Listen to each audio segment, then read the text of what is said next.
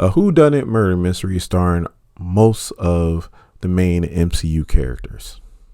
What is it, Scooby-Doo? All jokes aside, it was a really good episode.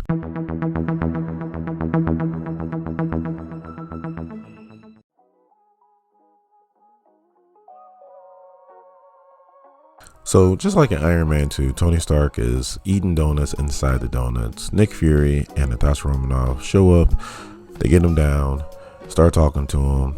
He's pretty much dying from his arc reactor. He's pretty much being poisoned. He can't figure it out. Natasha hits him with something that will help him out. But instead of helping him out, he actually winds up falling over and dying. And it looks like Natasha killed him. Really? Again?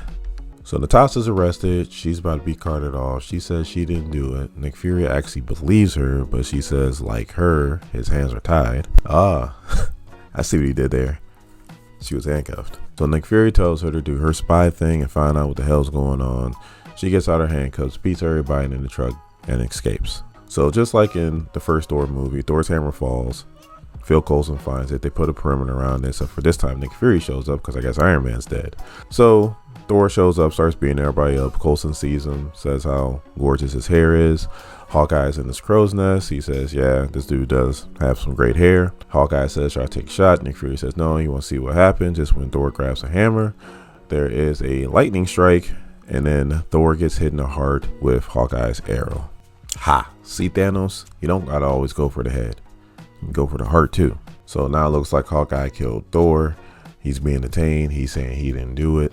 He's in a cell. Nick Fury goes to talk to him. He kills over, and he's dead. Hey, at least this time it wasn't Wanda. You comic book fans know what I'm talking about. So Black Widow shows up to Virginia to go speak to Betty Ross. Betty Ross is trying to rush her out, and Black Widow notices something because she's Black Widow. Nick Fury calls her, tells her to find Bruce Banner. Black Widow's like, I think I already found him. She goes to the closet. Betty Ross tried to keep her from there, and then Bruce Banner comes out, voiced by Mark Ruffalo. Wait a minute, ain't that supposed to be Edward Norton? This is a retcon, or maybe the other R word, recast. So Thunderbolt Ross shows up with the armies of Virginia at that exact same time Loki shows up with the armies of Asgard and New Mexico. Long story short, Bruce Banner gets shot. He turns into the Hulk. He starts beating up everybody in the army. At that exact same time, Loki goes and uses the casket of Ancient Winners and starts freezing all the S.H.I.E.L.D. agents except for Nick Fury because he got out the way. Lady Sif pretty much talks Loki into stopping and giving him 24 hours to find Thor's killer. And Bruce Banner is beating up everybody, but then he starts to get real huge and he blows up. Not Edward Norton.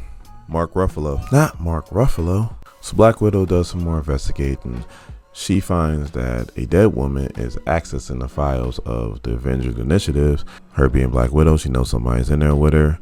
She's telling them that she can't beat her and she can't beat S.H.I.E.L.D. Next thing you know, she starts getting beat up and it seems like an invisible person is beating her down. And before that, she was attempting to call Nick Fury, goes to voicemail. She yells, it's all about hope. And then she disappears. Not my baby. Not again. So Nick Fury figures out everything. He goes to go see Loki, comes up with a plan. Nick Fury shows up at Hope Van Dyne's graves. Hank Pym comes out of nowhere wearing the Yellow Jacket uniform. Pretty much blames Nick Fury for his daughter dying on the S.H.I.E.L.D. mission. That's why he killed all the other Avengers, which is pretty crazy. He goes to fight Nick Fury, but he's moving pretty crazy. He's like, I don't know why you're moving like this for a guy that's in a corner office. Well, come to find out, it's not Nick Fury, it's Loki. Beats him down. The armies of Asgard grabs Hank Pym, takes him away. Nick Fury goes to Loki. He's like, all right, well, we found the killer, so you can go now. And Loki's like, no, I think I'll stay a while.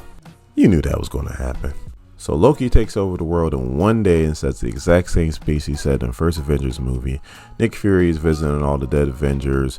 Phil Coulson says they die before they can rise. Nick Fury's like, well, we might have a few more allies. They cut to Antarctica. Nick Fury finds Captain America and goes, hi Cap. And then Captain Marvel standing behind him says, who do I need to fight? But before we go, let's talk about the cast.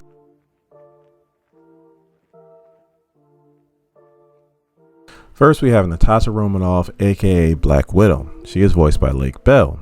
I know, I miss Scarlett Jo too. But Lake Bell should sound familiar because she was Poison Ivy in the Harley Quinn TV show. Next, we have Tony Stark, aka Iron Man, who is voiced by Mike Wingard, who is not a stranger to voicing Iron Man. He has voiced him in the Marvel anime Future Avengers. He also voiced him in Lego Marvel Superheroes Avengers Reassembled. He's also voiced him in the Avengers Assemble TV show and the Guardians of the Galaxy TV show. So like I said, the other Iron Man. We have Betty Ross, voiced by Stephanie Panicello, and she sounds familiar. That's because she was Claire Redfield in the Netflix series Resident Evil Infinite Darkness. Next, we have General Thunderbolt Ross, voiced by Mike McGill, who is Tommy off of Shameless. And last, we have Alexandra Daniels, who voices Captain Marvel. She was in the TV show Mothers and Daughters in 2016. And now we have our MCU regulars. We have Samuel L. Jackson as Nick Fury. Love Samuel L. Jackson. We have Mark Ruffalo as Bruce Banner, aka the Hulk. We have Jeremy Renner as Clint Barton, aka Hawkeye. We have Clark Gregg as Agent Phil Coulson. We have Michael Douglas as Hank Pym / Yellow Jacket, which he did a fantastic job in this. We have Tom Huddleston as Loki. That man's been busy this year. We have Frank Grillo as Crossbones, Brock. And we have Jamie Alexander as Lady Sif. I would like to thank you guys for watching all the way to the end of my video. Most people don't. I look at my analytics. Please like, share, subscribe, and hit that bell notification if you want to know when a new video comes out. Now I have to go change the diaper. She's pretty, but she's potent.